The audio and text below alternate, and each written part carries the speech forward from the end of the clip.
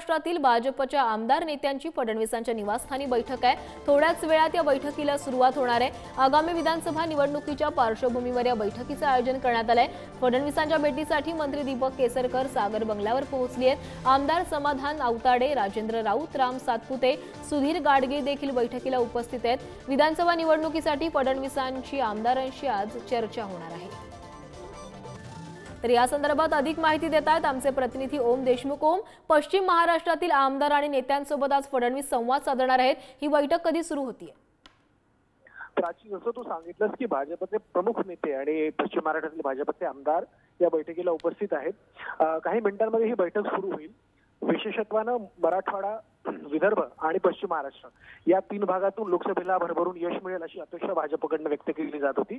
मात्र ती फोल ठरली। पश्चिम महाराष्ट्रात देखील निराशाजनक कामगिरी भाजपच्या हाती आली आहे। या सगळ्या पार्श्वभूमीवरती आमदारांची रखडलेली कामं असतील किंवा इतर मतदारसंघातील अडचणी असतील त्या कशा प्रकारे सोडवल्या जातील आणि आमदारांचं रिपोर्ट कार्ड जे काय असेल त्या आधारावर आमदारांना काही महत्त्वाच्या सूचना आणि निर्देश या बैठकीमध्ये दिल्या जातील।